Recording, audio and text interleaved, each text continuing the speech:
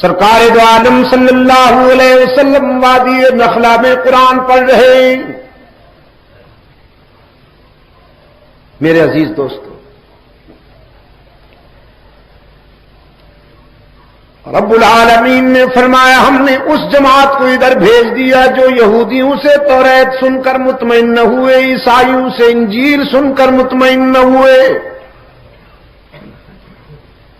حق تعالیٰ نے فرمایا ذرا وادی نخلا میں آ کر میرے محبوب کی زبان سے قرآن بھی سن لو، شاید یہاں تمہیں اطمینان ہو جائے۔ قرآن تو پھر قرآن ہے، دلوں میں اترتا ہے کہ نہیں؟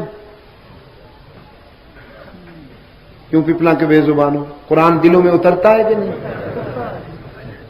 بڑی مشکل سے جواب دیا، اترتا ہے۔ جی چاہتا نہیں تھا جواب دینے کو آپ کا، تمہارے بھی صدقے جاؤں۔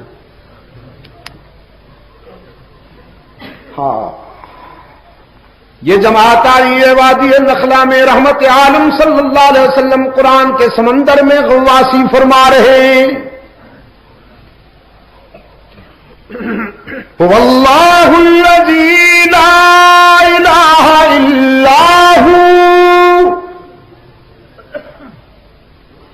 عالم الغیب والشہادۃ ھو الرحمن الرحیم۔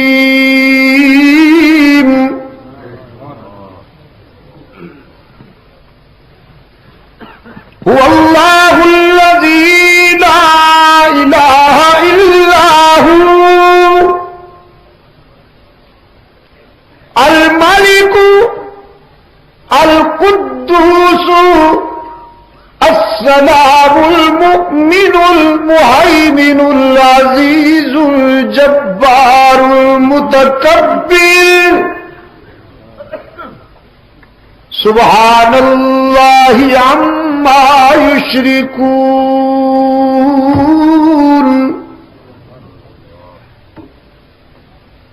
اس جماعت نے جب حضور کی زبان سے اللہ کا قرآن سنا تو کہنے لگے انا سمعنا قرآنا عجبا یہدی الی الرشد۔ عجیب قرآن سنا ہم نے، جو روشنیوں کی خبر دیتا ہے، جو اجالوں کا نقیب ہے، جو سویروں کا راستہ بتاتا ہے۔ فآمنا بہ، بس ہم تو اب اسی کے ہو گئے۔ کس کے ہو گئے؟ قرآن کے ہو گئے۔ اب جب قرآن کے ہو گئے تو ملاوٹ نہیں کریں گے، وعدہ کرتے لن نشرک بربنا احدا، اب اس کے حقوق میں کسی اور کو شریک نہیں بنائیں گے۔ اب ہمارا مسجود ہماری جبین کے لیے حقیقی مسجود، کہتے جاؤ نا، رات کا اب بڑا نازک حصہ شروع ہے، اللہ کی رحمت اس وقت خاص انداز میں متوجہ ہوتی ہے فرش والوں کی طرف، تو آج درد دل سے اس کا نام لے لو۔ ہماری جبین کے لیے حقیقی مسجود، ہر جگہ ہر وقت موجود۔ آپ اللہ کہہ رہے ہیں، اور میرا خیال یہ کہ اللہ ہی ہر جگہ ہر وقت موجود، اللہ ہی، کیونکہ بعض بیماروں کا خیال ہے اللہ بھی۔ پپلا والو، اب یہ ضروری ہو گیا ہے کہ آپ حسر کی ضربیں لگاتے ہوئے کہیں اللہ ہی پہ زور دیجئے، تاکہ بیماروں کو شفائے کاملہ نصیب ہو جائے۔ انسانی جبین کے لیے حقیقی مسجود، ہر وقت ہر جگہ موجود، علام الغیوب، جو ہو چکا، جو ہو رہا ہے، جو ہوگا، کون جانتا ہے؟ قرآن کہتا ہے ما تسقط من ورقۃ الا یعلمها، خزاؤں میں پتجھڑ کے موسم میں ساری کائنات کے درختوں سے گرنے والا کوئی پتا ایسا نہیں جس کا علم اسے نہ ہو۔ مزہ تو آیا نا؟ وَلَا حَبَّةٍ فِي ظُلُمَاتِ الْأَرْضِ، زمین سے اگنے والا کوئی دانا، کوئی بیج ایسا نہیں جس کا علم اسے نہ ہو۔ وَلَا رَطْبٍ وَلَا يَابِسٍ،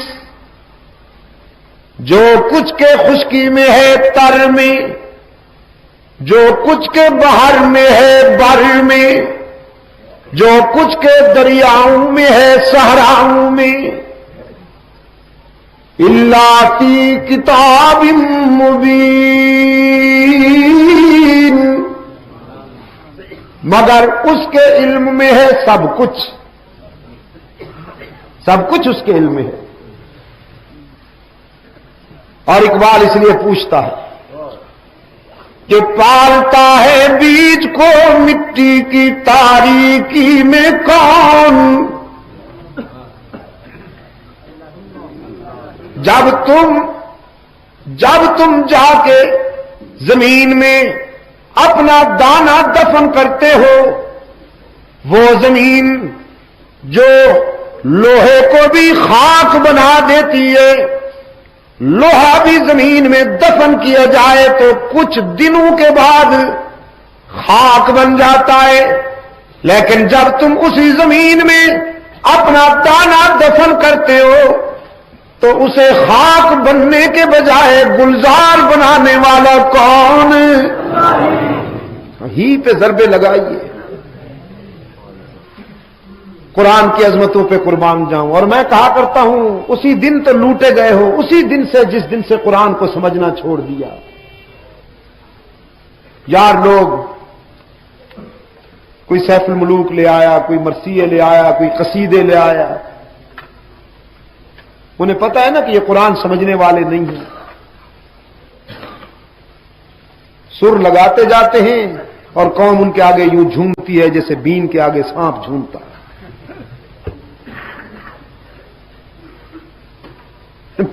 اللہ معاف فرمائے، توبہ۔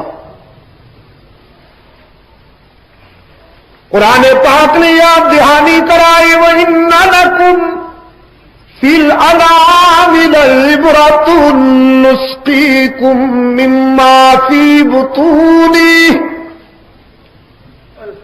مِن بَيْنِ فَرْثٍ وَدَمٍ لَبَنًا خالصا سائغا للشاربین۔ اگر آپ قرآن و حدیث کا مطالعہ نہیں کر سکتے تو دودھ کے گلاس کا مطالعہ کر لیجئے۔ سوچئے کہ یہ کہاں سے آیا، کس نے بھیجا؟ تیرے جانور کی رنگت منفی، اس کا خون منفی، اس کی گوبر منفی،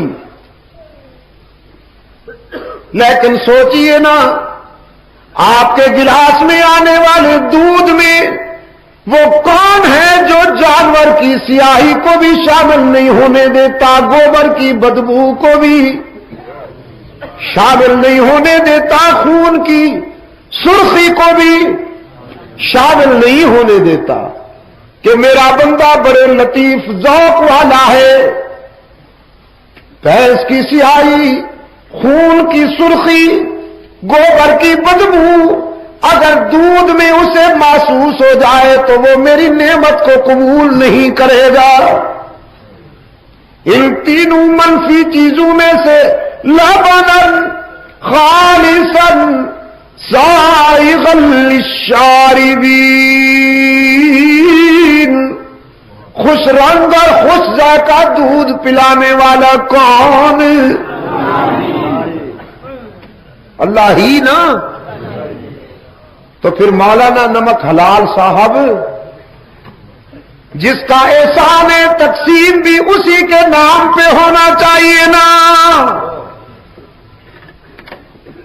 احسان وہ کرے اور لوٹے پی جائے مولانا 11ویں کے نام پر. ارشاد ہوتا ہے 11ویں نہ دے سو تے مجھ سک ویس میں لیونے ہو. تانوں کیڑا پتا میں کیا پاکستان دیا مجھاں گاواں تے شاید 11ویں والے دے حکم نال دودھ دیندیاں. یورپ وچ میں دیکھیا مجھاں تے اوتھے ہوندیاں نہیں, خاص نسل دیاں گاواں ہوندیاں نے. ہن ایتھے پاکستان وچ وہ آ رہیاں نے, قطار لا کے کھڑیاں کر دیندے نے وہ گاواں نو, پھر پلاسٹک دیاں ٹوٹیاں انہاں دے تھڑاں نال لا کے ادھر بٹن دبا دین. ایک ایک گاں 15-20 سیر دودھ دے دیندی ہے. میں اتنے دوستاں وہ مینوں لے گئے فارم وچ, اتنے جا کے انہاں دکھایا. میں پھر اپنے دوستوں نے آخیا پتہ نہیں یہ انگریز کے بھی 11ویں تقسیم کر دینی, انہاں دیاں گاواں تے بڑیاں دودھ دیندی. کیدا احسان ہے بولو نا. پالتا ہے بیج کو مٹی کی تاریکی میں کون دریاؤں کی موجوں سے اٹھاتا ہے سحاب. جب زمینیں خشک ہو جائیں, جب فصل پژمردہ ہو جائیں, تو سمندر کی موجوں سے اٹھنے والی بھاپ کو منظم کر کے بادل بنانے والا کون ہے؟ اور پھر ہواؤں کو اشارہ ہوتا ہے کہ انہیں تھل لے جاؤ, وہاں پانی کی ضرورت ہے. میرا بندہ زمین بنائے ہوئے, کھیت سجائے ہوئے, اب آسمان کی طرف دیکھتا ہے, خدا بندہ کرم کرنا, جو مجھ سے ہو سکتا تھا میں نے کر لیا, اب تیرے کرم کی ضرورت ہے. رب العالمین نے فرمایا لے جاؤ, وہیں بادل لے جاؤ. اگرچہ اس نے کبھی میرا سجدہ نہیں کیا, اگرچہ یہ بے وفا ہو گیا ہے, لیکن میں اسے نہیں بھولا. وہ پانی پہنچاتا ہے کہ نہیں پہنچاتا؟ اور پہنچاتا بھی کیسے ہے؟ اس کی ربوبیت کے صدقے جاؤں. آسمان سے پرنالے جاری نہیں ہوتے, موگا نہیں چل پیندا آسمان تو کہ پرنالے جاری ہو جائیں تو کسان کی سجائی ہوئی زمین میں گڑھے پڑ جائیں. حکم ہوا بادلوں کا سینہ چھلنی کر کے بوند بوند ٹپکاؤ, قطرہ قطرہ ٹپکاؤ, تاکہ پانی بھی پہنچ جائے, کسان کی محنت بھی رائے گاں نہ ہو. یہ کس کا کرم ہے؟ کون دریاؤں کی موجوں سے اٹھاتا ہے سحاب, کون لایا کھینچ کر پچھم سے بادے سازگار. خاک یہ کس کی ہے, کس کا ہے یہ نور آفتاب, اور کس نے بھر دی موتیوں سے خوشائے گندم کی جیب, کس نے بھر دی موتیوں سے خوشائے گندم کی جیب. موسموں کو کس نے سکھلائی ہے خوئے انقلاب. وعدہ کیا, قرآن سنا تو وعدہ کیا. اب ہماری زمین کی نیاز مندیوں کے لیے حقیقی مسجود ہر جگہ موجود. علام الغیوب, مشکل کشا, یا اللہ بھی. کتنا کے دوستو, میں تو کہا کرتا ہوں اپنے بیمار دوستوں سے, کبھی تنہائی میں اپنے دل سے پوچھ. ہاں کبھی کبھی اسے پڑھا کیجئے، اسے نہ اسے.